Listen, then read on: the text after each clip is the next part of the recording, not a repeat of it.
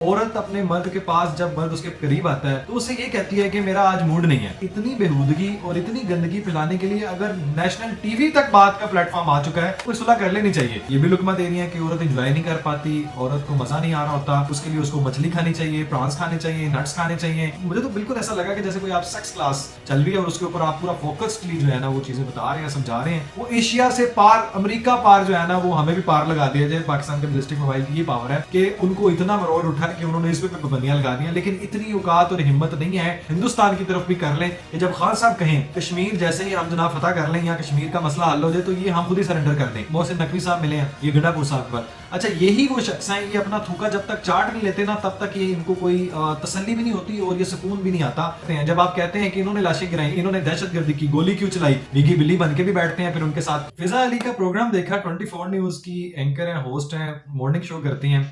इंतहाई अजीब बात यह है कि जनाब वो प्रोग्राम कर रही है मॉर्निंग शो और उसमें उन्होंने सवाल ये स्टार्ट किया है कि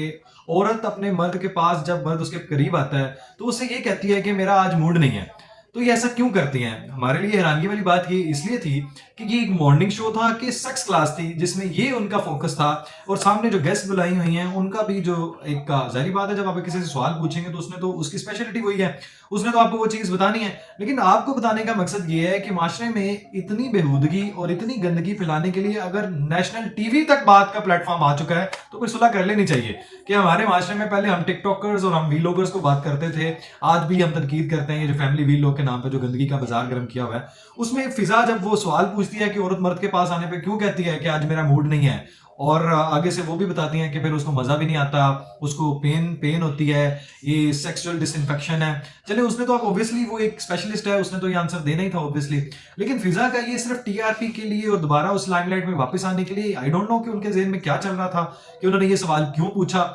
हालांकि मॉर्निंग शो में आप डिफरेंट चीजें पूछ सकते हैं सेहत से मुतल्लिक, आपने इसी को क्यों चूज किया? फिर आप उसके साथ ये भी लुकमा दे रही हैं कि औरत एंजॉय नहीं कर पाती, औरत को मजा नहीं आ रहा होता, उसके लिए उसको मछली खानी चाहिए, प्रॉन्स खाने चाहिए, नट्स खाने चाहिए। और जो गेस्ट हैं स्पेशलिटी ऑब्वियसली उनकी स्पेशलिटी और वो बता रही हैं कि उनको बीआरटी चार्ट देते हैं। उसमें हम ये बताते हैं कि जनाब आपने वो एक वो कहते हैं ना स्ट्रोजोन, और वो है, और टेस्टेरोन जो है वो इंसान के वो कम हो जाते हैं तो ऑब्वियसली फिर ये सेक्स डिजायर जो है वो कम हो जाती है। उसमें एक और मजे की उन्होंने बात की कि अगर इंसान को बंदा ही ना पसंद हो, शक्ल ना पसंद हो, वो तो एक फिर आपको मालूम ही है कि वो एक इमोशनल ट्रॉमा है। लेकिन आप इस चीज को नोट करें कि ये कोई यूट्यूब चैनल नहीं था, डिजिटल प्लेटफॉर्म नहीं है जहां पे किसी ने भी यूट्यूबर ने अपना चैनल खोला और अपने पेज पे जनाब वीडियो चढ़ा दी। एक नेशनल टीवी पे बैठ के एक मॉर्निंग शो के प्लेटफॉर्म में ये बातें कर रही हैं जो हमारी, क्या औरतों की तरफ से ये कोई मैंडेटरी क्वेश्चन था उनके लिए? क्या उन्होंने आपसे ये कंप्लेन की थी? क्या ये अच्छा होता कि ये सवाल एक कोई औरत पूछ लेती, आपसे पर्सनली पूछ लेती? लेकिन ये जो आपने एक माहौल बनाया है कि आप ये माशरे में क्या पैगाम दे रहे हैं, आप क्या चाहते क्या हैं कि ये आप पूरी, मुझे तो बिल्कुल ऐसा लगा कि जैसे कोई आप सेक्स क्लास चल रही है और उसके ऊपर आप पूरा फोकस्डली जो है ना वो चीजें बता रहे हैं, समझा रहे हैं कि हमें देखने वाले जनाब फला फला फला चीजें करो तो इसमें जनाब आपके सेक्स फंक्शन जो है ना वो बेहतर हो जाएंगे। खैर, ये हम तो इसको कंडेम कर सकते हैं इसलिए कि ये माशरे में कोई अच्छी चीज तो नहीं है। आप उनको बिल्कुल रेफर करें कि आप अपनी किस तरीके से अपने हार्मोन्स को बेहतर कर सकते हैं, किस तरह स्ट्रोजोन लेवल को जो है वो बढ़ा सकते हैं। दूसरी तरफ जनाब अमेरिका को मरोड़ उठे हुए हैं और जब से उसको अफगानिस्तान से धक्के मार के बाहर निकलना पड़ा है, जाना पड़ा है, रुखसत होना पड़ा है, हमारे पीछे वो वैसे भी पड़ा हुआ है क्योंकि उसकी हिम्मत ये कभी नहीं पड़ी। दोहरा म्यार है उसका कि वो आलमी जो पाबंदियां लगाते हैं वो हिंदुस्तान की तरफ भी ये रुख कर लेते। क्या यही अच्छा होता कि ये एक, और वो ये किस मुंह से कहते हैं, किस मुंह से ये कहते हैं जबकि सबसे बड़ा जो मैस डिस्ट्रक्टिव वेपन्स का प्रोड्यूसर है वो खुद अमेरिका है। और ये हम पे बैलिस्टिक मिसाइल की पाबंदियां इसलिए लगाएंगे कि जनाब वो अमेरिका तक, असल मरोड़ ये था कि वो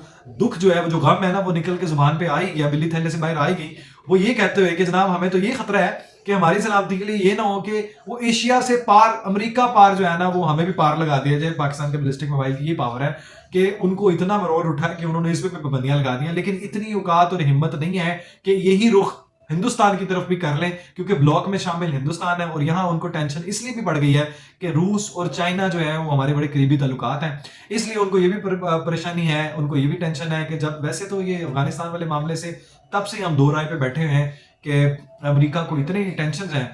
अमेरिका को इतने मसले मसाइल हैं कि किसी भी तरीके से कि जो चाइना वाला, और मैं आपको एक और चीज क्लियर कर दूं कि ये जो बाइडेन के बाद ये आपको वो सी पॉलिसीज बदलती हुई नजर आएगी कि जब ट्रंप आएंगे हो सकता है वो चीन को अपनी तरफ अट्रैक्ट करने के लिए और चीन को कन्विंस करें कि ये आपस में मिलकर अपनी जो ट्रांजैक्शंस हैं, अपनी जो ट्रेड्स हैं और जो अपने इख्तलाफात हैं उनको दूर करें। और यही इसमें कोई मजायका भी नहीं है। लेकिन चूंकि हमारे ताल्लुकात बड़े बेहतरीन चल रहे हैं चाइना के साथ और हमारा बड़ा मामला रशिया के साथ बड़े क्लियर है, तो इसकी जो दर्द है और अपने पास जो एक उन्होंने एक मन गढ़ंत एक कहानी डाली है ये पाबंदियों वाली, उससे ना पहले कभी फर्क पड़ा था जब पहले 90s में पाबंदियां लगी थी, जब पहली बार में हमने इसका तजर्बा किया था, और ना दरमियान में जब मुशर्रफ का दौर आया तब पाबंदी पे कोई फर्क पड़ा था हमें लगाने से, ना नवाज शरीफ के दौर में कोई पता चला। ना फर्क पड़ता है ना फर्क पड़ेगा, लेकिन फर्क हमेशा इसलिए पड़ता है कि जब खान साहब कहें कि कश्मीर जैसे ही हम जनाब फतह कर लें या कश्मीर का मसला हल हो जाए तो ये हम खुद ही सरेंडर कर दें, तो आपकी इन बातों से खुद ही पूरी दुनिया को एक इमेज साफ चला जाता है कि आपका असल जो टारगेट है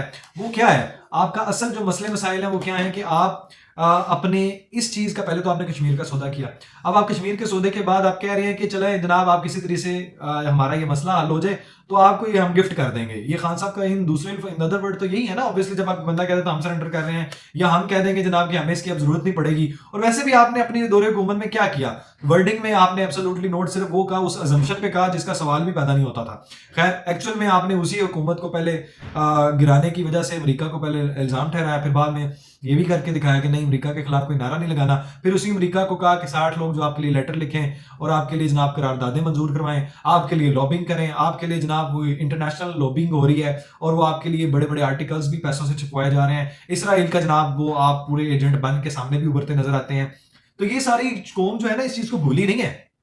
ये कहीं तरीके से भी ये फरामोश करने वाली चीजें नहीं है। अब एक वो चीज आपसे शेयर कर दूं कि जो मोहसिन नकवी साहब मिले हैं ये गंडापुर साहब के पास, अच्छा यही वो शख्स हैं, ये अपना थूका जब तक चाट नहीं लेते ना तब तक ये इनको कोई तसल्ली भी नहीं होती और ये सुकून भी नहीं आता कि गंडापुर साहब मोहसिन नकवी साहब के साथ गले मिल रहे हैं और जनाब बड़ी जफ्फियां डाली जा रही हैं और बड़े मामलात तय कर, हम चाहते हैं कि मुज़ाकरात हो, हम चाहते हैं कि मामलात आसानी से खुश असलूबी से तय पाए, लेकिन जब आप गाली देते हैं, जब आप लोगों पे इल्जामात लगाते हैं, जब आप हजारों लाशों का जनाब उस पर सियासत करते हैं, जब आप कहते हैं कि इन्होंने लाशें गिराई, इन्होंने दहशतगर्दी की, गोली क्यों चलाई, अब उन्हीं के साथ फिर बैठते हैं, फिर आप बड़के मारते हैं जब, तो फिर उनके सामने आप जनाब वो विगी बिल्ली बन के भी बैठते हैं, फिर उनके साथ चीजें अपने फायदे के लिए जनाब बैठते भी हैं। तो ये जो गेम आपकी खबरें चल रही हैं कि जनाब गंडापुर साहब का टाइम पूरा हो चुका है, तो इसमें कुछ हद तक मेरे अपनी अंडरस्टैंडिंग के मुताबिक शायद गंडापुर साहब अपना टाइम पूरा कर चुके हैं। अब हो सकता है कि किसी और की बारी आ जाए और वो उसी की हो जो काफी देर से मफरूर हो सकता है, ये मेरे नाकिस राय है। लेकिन अगर हो सकता है ये मामला क्लियर हो चुका है तो गंडापुर साहब जो कि बड़े दीवाना वार करते हैं, जो अपने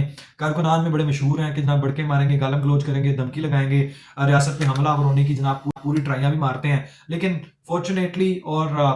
उनकी तरफ से एक्सीडेंटली फिर उनको मुंह की भी खानी पड़ती है, फिर उनको भागना भी पड़ता है, फिर उनको हलफनामा भी तोड़ना पड़ता है, फिर उनको वो हलफनामा भी तोड़ना पड़ता है जिसमें वो कहते हैं मैं हलफ देता हूं कि मैं अली गंडापुर यहाँ से हिलूंगा नहीं, मेरी लाश जाएगी, मेरे जनाजे पढ़ लेना, हम इनकलाब ले आए हैं, लास्ट कॉल फाइनल कॉल। और उसके बाद इनकलाब की जनाब अगली जो स्टेज थी वो सिविल डिसोबीडियंस की थी, वो भी आपकी पार लग चुकी है। अब इस सारे इसना में अमेरिका का जो मामला है इसमें आप खुशियां मनाते हुए पीटीआई को देखेंगे, जिसमें वो बहुत खुश हैं कि रिचर्ड गंडाल पे भी बहुत खुश थे और वो पाकिस्तान पे पाबंदियां लगने के लिए भी बहुत खुश हैं, क्योंकि ऐसी पार्टी जिसका पूरा ट्रैक रिकॉर्ड ही यही है कि पाकिस्तान की एक्सपोर्ट कम हो, पाकिस्तान में